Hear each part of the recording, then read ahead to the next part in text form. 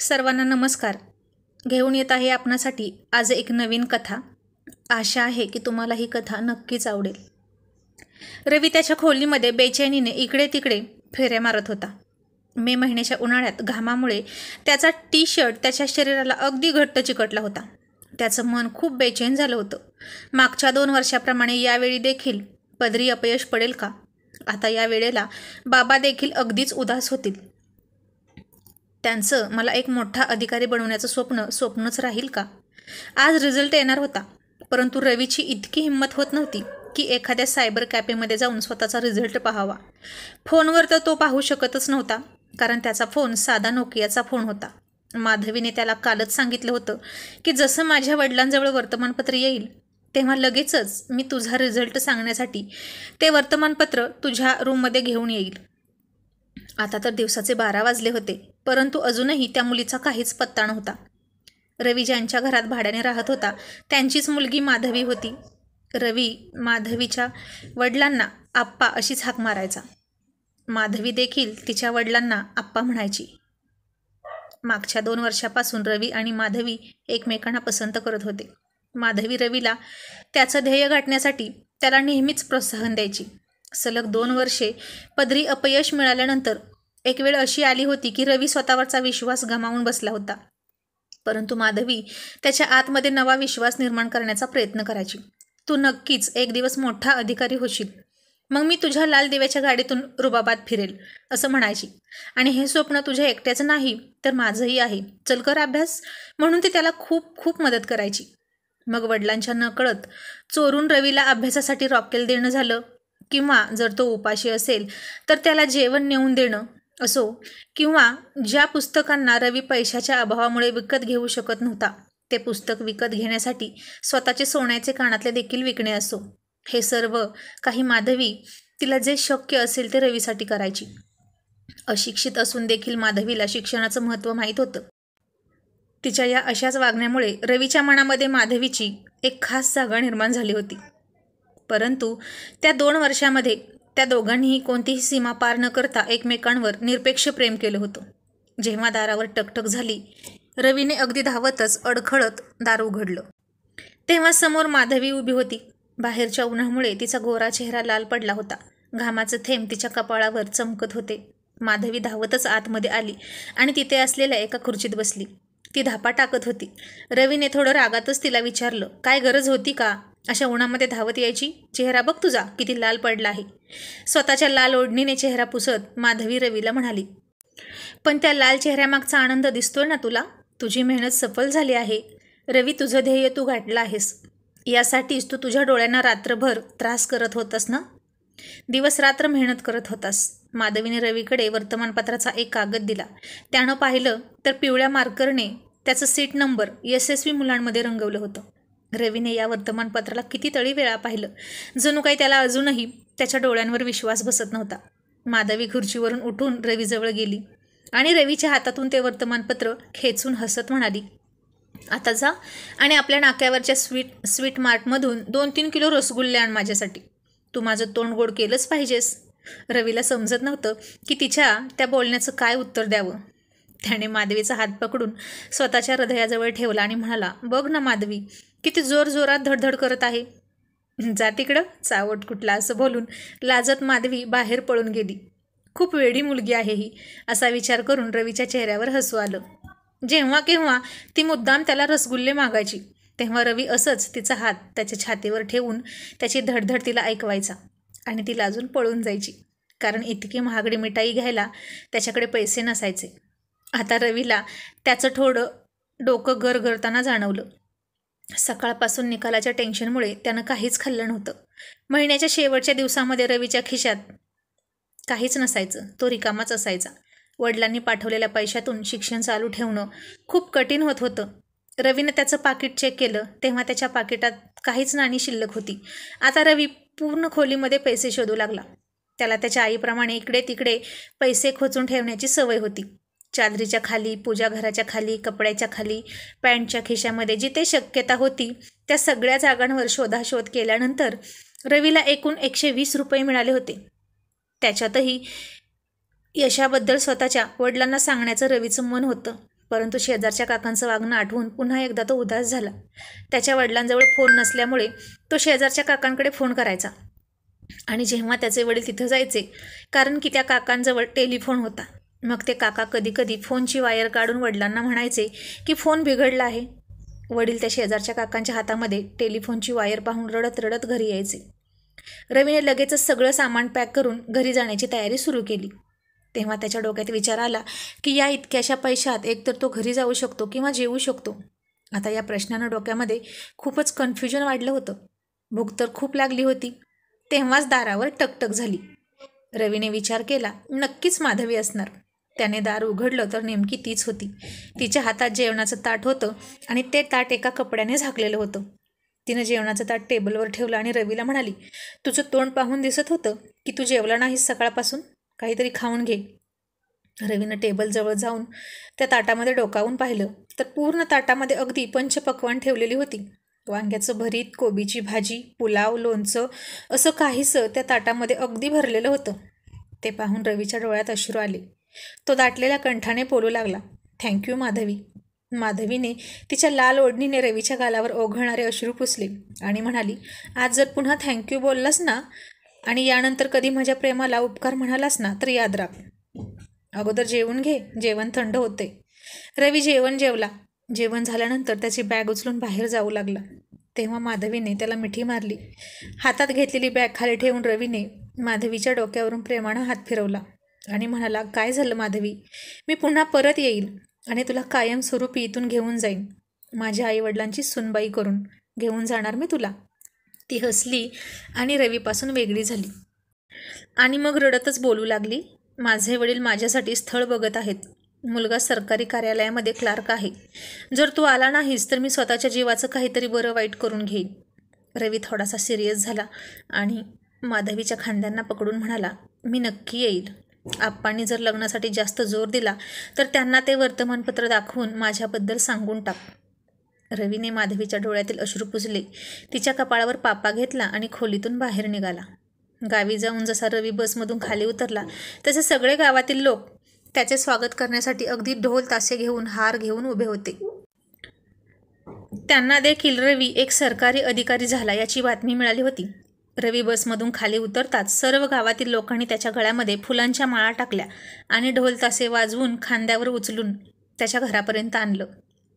घराच्या दारावर स्वतःच्या वडिलांना, आईला पाहून रवी खाली उतरला आणि त्याने धावतच आईबाबांचे पाय पकडले. बाबा त्याला प्रेमाने आलिंगन देऊन म्हणाले, शाब्बास बेटा, तू आज तुझ्या वडिलांचं नाव रोशन केलं आहेस. मला तुझा अभिमान वाटतो. रवी देखील अगदी इमोशनल झाला. त्याने वडिलांना मिठी मारली. ट्रेनिंगसाठी अजून काही दिवस बाकी होते. तेव्हापर्यंत रवी गावीच राहिला. रवीचे बाबा पूर्ण गावामध्ये अगदी छाती रुंद करून फिरत होते आणि सर्वांना सांगायचे, माझा मुलगा कलेक्टर आहे. कलेक्टर. रवी त्याच्या वडिलांचे बोलणं ऐकून हसायचा. गावातील लोक देखील त्याच्या वडिलांचा खूप मान सन्मान करू लागले. रवीला याचा विचार करून बरं वाटायचं की ज्या विश्वासाने त्यांच्या वडिलांनी त्याला मुंबईत पाठवलं होतं तो विश्वास त्याने खरा करून दाखवला होता. आता काही दिवसानंतर पोस्टानं रवीला ट्रेनिंगसाठी लेटर आलं आणि रवी ट्रेनिंगसाठी गेला. ट्रेनिंग पूर्ण झाल्यानंतर त्याची पोस्टिंग देखील झाली आणि जसा रवीला वेळ मिळाला त्याने लगेचच मुंबईला जायचं ठरवलं. तिथे गेल्यावर माधवीच्या घराच्या आधी ते स्वीट मार्ट पाहून त्याला माधवीचं बोलणं आठवलं. तिथून त्याने प्रत्येक मिठाई अगदी किलोने घेतली आणि ड्रायव्हरला सांगून ती मिठाई गाडीत ठेवली. तिला रसगुल्ले खूप आवडायचे. तिच्या घरून ती चोरून रवीसाठी आणायची. माधवीच्या घरी पोहोचल्यावर त्याचं हृदय जोरजोरात धडधडत होतं. जेव्हा माधवी त्याला पाहिल तेव्हा माहीत नाही काय होईल. तिला भेटल्यानंतर त्याच्या डोळ्यातून येणारे अश्रू लपवण्यासाठी रवीने काळा चष्मा लावला. घराच्या आतमध्ये प्रवेश करताच पाहिलं की आप्पा हॉलमध्ये खुर्चीत बसलेले होते आणि खूपच अशक्त दिसत होते. रवी आप्पांच्या पाया पडला. नजर कमजोर होऊन देखील आप्पांनी रवीला ओळखलं. आप्पांच्या तब्येतीची चौकशी केल्यानंतर रवीनं विचारलं, पण माधवी दिसत नाही आप्पा, कुठंय ती? आणि आप्पा थरथरत्या स्वरात बोलू लागले, माधवी पळून गेली बेटा. आप्पांचं ते बोलणं ऐकून जणू काय रवीला कोणीतरी एका खोल विहिरीत ढकलून दिलं आहे असं वाटलं. रवी लगेच आप्पांच्या खुर्चीजवळ पटकन बसला. त्यानं त्याला विचारलं, आप्पा कोणासोबत पळून गेली? आप्पांचा चेहरा अगदीच कठोर झाला होता. त्यांनी जरा रागानेच म्हटलं, कोणासोबत नाही, ती एकटीच पळून गेली. जेव्हापासून तिच्या लग्नाचा दिवस ठरवला होता तेव्हापासूनच शांत शांत राहू लागली होती. एका वर्तमानपत्राला छातीशी कवटाळून बसून राहायची. काही विचारलं तर फक्त हेच बोलायची की तो येईल आणि मला घेऊन जाईल. लग्नाच्या 1 दिवस आधी तिने मला तुझ्याबद्दल सांगितलं, पण मी विचार केला की कलेक्टर झाल्यानंतर तू कसं काय माधवीसोबत लग्न करण्यासाठी येशील. मी तिच्या बोलण्याला वायफळ बडबड समजून दुर्लक्षित केलं आणि तिचं लग्न ठरवलं. पण त्याच रात्री माहीत नाही ती कुठे पळून गेली. रवीचं डोकं अगदी सुन्न पडलं होतं. त्याने हळूवार आवाजात विचारलं, तुम्ही तिला शोधण्याचा प्रयत्न केला नाही आप्पा? आप्पा रवीचं ते बोलणं ऐकून अस्वस्थ होऊन त्याच्याकडे पाहू लागले. त्यांच्या त्या प्रश्नार्थक पाहण्यावर रवी स्वतःला थांबवू शकला नाही आणि घरातून बाहेर निघून गाडीमध्ये बसला. गाडीमध्ये असलेल्या मिठाईचे बॉक्स आप्पांना देण्याची त्याची हिंमत नाही झाली. त्यानं ड्रायव्हरला सांगितलं, गाडी मागे फिरव. माधवीला शोधण्याचा प्रत्येक प्रयत्न केला त्यानं. अख्खी मुंबई शोधून काढली, परंतु माधवीचा कुठेच पत्ता नाही लागला. माहीत नाही ती कुठे असेल, काय करत असेल. काय काय स्वप्न पाहिली होती त्यानं माधवीसोबत. स्वतःचं पूर्ण आयुष्य तो तिच्यासोबत घालवू इच्छित होता. जसा जसा वेळ जाईल तसं तसं माधवीला शोधण्याचा अधिकाधिक प्रयत्न तो करत होता. पण त्याच्या पदरात निराशा पडायची. उरली सुरली हिंमतसुद्धा हरून जायचा तो. स्वतःच्या कामापासून जेव्हा कधी त्याला वेळ मिळायचा रवी माधवीला शोधण्यासाठी बाहेर निघायचा, परंतु त्याच्या हाती काहीच लागायचं नाही.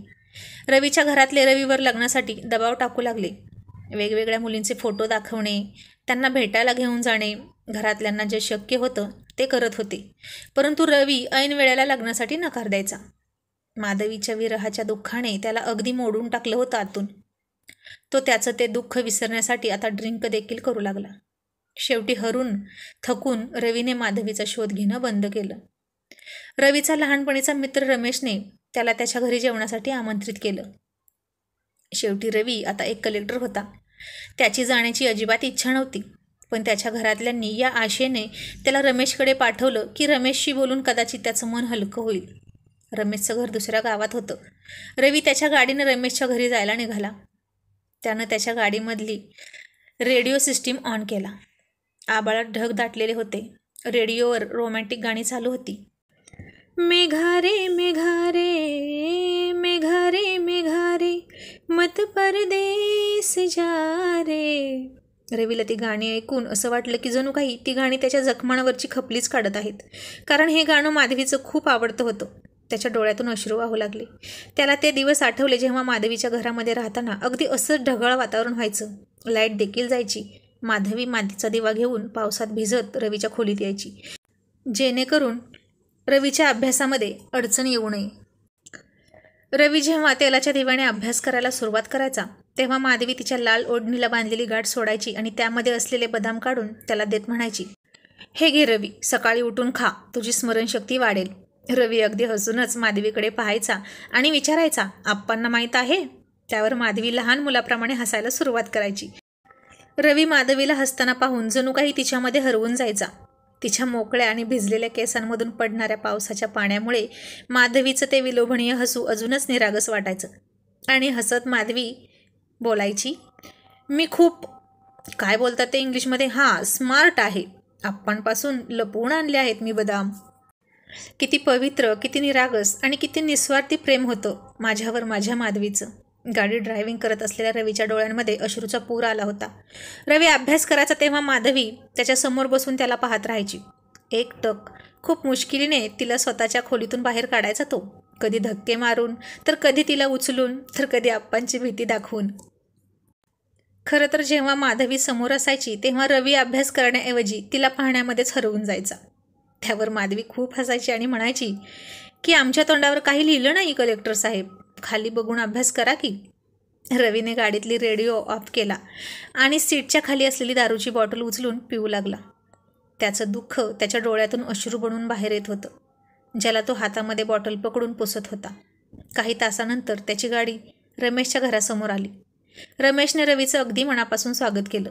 दोघे मित्र लहानपणीच्या गप्पा गोष्टी करत होते. बाहेर ढगांचा गडगडाट सुरू झाला होता. तेव्हा रमेशची बायको हॉलमध्ये आली आणि रवीला नमस्कार केल्यानंतर तिने रमेशला आठवण करून दिली की त्याला काही सामान आणण्यासाठी बाजारात जायचं आहे. जर पाऊस सुरू झाला तर कोणतंच सामान इथे मिळणार नाही. रमेश उठत रवीला म्हणाला, रवी मी लगेच जाऊन येतो. स्वतःच्या बायकोला रवीसाठी चहा बनवायला सांगून रमेश बाहेर निघून गेला. रवी हॉलच्या खिडकीजवळ आला. थंड हवा रवीच्या मनावर एक थंडगार फुंकर घालत होती. स्वतःचे अश्रूंनी भरलेले डोळे बंद करून रवी पुन्हा एकदा माधवीबद्दल विचार करू लागला. तेव्हा रमेशची बायको त्याच्यासाठी चहा घेऊन आली. रवीने लगेच स्वतःचे डोळे पुसले आणि सोफ्यावर येऊन चहा पिताना तो रमेशच्या बायकोसोबत बोलू लागला. तेव्हा किचनमधून भांडी पडण्याचा आवाज आला. रमेशची बायको ओरडतच बोलू लागली, माधवी सांभाळून भांडी घास. जर काम येत नाही तर सोडून दे काम करणं. आणि माधवीचं नाव ऐकताच रवीचे हात थरथर कापू लागले. थोडा चहा खाली सांडला. रमेशच्या बायकोला वाटलं कदाचित रवीला माधवीचं वागणं आवडलं नाही. ती त्याला स्पष्टीकरण देताना बोलू लागली, बघा ना भाऊजी, ही मुलगी माधवी पण ना एकदम वेडी आहे. कोणतंच काम ठीक करत नाही, व्यवस्थित करत नाही. तुम्हाला माहीत आहे का, ती बोलते की कोणीतरी एका कलेक्टरला शोधण्यासाठी घरातून पळून आले आहे. तिचा तो प्रियकर आहे. तिला भेटायला तो काय वेडा आहे का? आता तुम्हीच सांगा, कुठे ही आणि कुठे तो? असं बोलून रमेशची बायको जोरात हसू लागली. आणि हे ऐकून रवीला जणू काय तर एक जोरदार झटका बसला होता. तसा तो कप खाली ठेवून रवी विजेच्या वेगानेच किचनमध्ये धावला. किचनच्या दारावर पोहोचून त्यानं पाहिलं तर माधवी तिच्या त्याच लाल ओढणीने डोळ्यातील अश्रू पुसत होती. रमेशच्या बायकोचं हसू ऐकून तिला खूप वाईट वाटलं होतं आणि ती भांडी घासत होती. तिला पाहून रवीने आकाशाकडे पाहत डोळे मिटून घेतले. खूप खूप खूप हायसं वाटलं होतं त्याला तिला सुखरूप पाहून, आणि त्याने देवाचे आभार मानले. आणि त्यानं अगदी ओरडतच हाक मारली, माधवी. आणि तो ओळखीचा आवाज ऐकून तिनं मान वर करून पाहिलं तर तिला नवीन रवी दिसला. महागडा व्हाईट शर्ट, महागडी जीन्स, हातात महागडे घड्याळ. हा रवी तिच्या घरात राहणाऱ्या चड्डी बनियांवर फिरणाऱ्या त्या रवीपेक्षा खूपच वेगळा होता. परंतु त्याची प्रेमाची नजर तीच होती. त्याच शांत निरागस नजरेने तो तिला पाहत होता. माधवी रवीला पाहताच खूप रडायला लागली. धावतच तिने जाऊन रवीला घट्ट मिठी मारण्याचा विचार केला, पण भांडी घासताना माखलेल्या हाताने रवीचा व्हाईट शर्ट खराब झाला असता म्हणून तिची हिंमत नाही झाली धावतच जाऊन रवीला मिठी मारायची. रवीला माधवीची मनस्थिती समजली तेव्हा त्यानेच तिच्याजवळ जाऊन तिला घट्ट मिठी मारली. माधवी रवी रवी असं त्याचं नाव घेऊन कितीतरी वेळ जोरात रडत होती. आणि रवी तिच्या डोक्यावरून मायेने हात फिरवत म्हणाला, घाबरू नकोस, काही नाही होणार, मी आलोय ना आता. माधवी, सगळं काही ठीक होईल, आता रडू नकोस वेडे. आणि बाजारातून आलेला रमेश आणि त्याची बायको रवी आणि माधवीला पाहून आश्चर्यचकित झाले. रवीने माधवीचा हात पकडला आणि रमेशकडून लगेच जाण्याची परवानगी मागितली. रमेश आणि त्याची बायको माधवीसोबत जे काही वागले त्याबद्दल माफी मागत होते. आणि रवी त्यांना म्हणाला, मीच तिचा प्रियकर आहे. ती माझीच वाट बघत होती. ती खोटं बोलत नव्हती आणि यामध्ये तुमची काही चूक नाही. तो तिला घेऊन घराकडे आला. माधवी रवीसोबत त्याच्या खांद्यावर डोकं ठेवून फ्रंट सीटवर बसली होती आणि आता रवी अगदी आनंदाने गाडी चालवत होता. माधवी गोड आवाजात रवीला म्हणाली, कलेक्टर साहेब, तुमचा शर्ट खराब झाला आहे. माधवीच्या त्या गोड बोलण्यावर रवी हसू लागला आणि म्हणाला, मग घरी गेल्यावर तुम्ही धुवा ना मिसेस रवी, आता तुमचंच काम आहे ते. माधवी म्हणाली की, रवी, मला वाटलं की तू मला विसरला असशील. रवी पुन्हा हसू लागला आणि म्हणाला, तू सापडत नव्हती तर मीच मला विसरलो होतो. तेव्हा माधवीची नजर गाडीमध्ये असलेल्या बॉटलवर गेली. तिने विचारले, हे काय आहे? तू ड्रिंक तर करत नाहीस ना? तो हळूच जीभ चावत म्हणाला, अगं नाही वेडे, ही नक्कीच त्या ड्रायव्हरची करामत आहे. आणि त्यानं पुन्हा गाडीतील गाणी सुरू केली. पुन्हा एकदा रोमॅन्टिक गाणी सुरू झाली. परंतु यावेळेला रवीच्या डोळ्यात अश्रू नव्हते, चेहऱ्यावर हसू होतं. तो गाडी चालवत होता आणि सोबतच त्याच्या खांद्यावर डोकं ठेवून असलेल्या माधवीच्या डोक्यावरून प्रेमाने हात फिरवत होता. आता रवीनं माधवीच्या चेहऱ्याकडे पाहिलं तेव्हा तिच्या चेहऱ्यावर काहीतरी काळे डाग होते. परंतु तिला काही प्रश्न विचारण्याच्या आधीच ती झोपून गेली होती, ज्यामुळे ती अजूनच निरागस वाटत होती. मग रवीने ती बाटली गाडीच्या बाहेर फेकून दिली. ती बाटली रस्त्यावर तुटून गेली आणि रवीच्या आयुष्यातील तो एकाकीपणा देखील तुटून गेला. माधवीसोबत स्वतःच्या भविष्याचा विचार करून रवीच्या चेहऱ्यावर हसू येत होतं. धूमधडाक्यात लग्न झालं दोघांचं. हनीमूनला दोघे उटीला गेले होते आणि एक दिवस ती त्याच्या ऑफिसमध्ये बसली होती, त्याचा रुबाब बघत. इतक्यात, may I come in sir? Yes Shinde, या. सर, यावर तुमच्या काही सह्या पाहिजे होत्या. आणि शिंदेंनी माधवीला पाहिलं रवी कडक आवाजात म्हणाला, शिंदे, भूत बघितल्यासारखं काय बघताय? बायको आहे ती माझी, मिसेस रवी जाधव. कॉपी पाठवा आमच्यासाठी. आणि शिंदे फार घाबरत आणि अदबीने कमरेत वाकून नम्रपणे म्हणाला, good morning madam. Yes sir, लगेच कॉपी पाठवतो, असं म्हणून निघून गेला. आणि माधवी फार हसली. का गं, काय झालं? तू ओळखतेस त्याला? आणि ती हसून म्हणाली, अरे याच्याशीच लग्न होणार होतं माझं, आणि मी पळून गेले लग्नातून तुझ्यासाठी. व्हॉट? बिचारा. असं म्हणून रवीसुद्धा खूप खूप हसायला लागला. तर कशी वाटली कथा? कथा आवडली असेल तर एक लाईक नक्की करा. थँक्यू.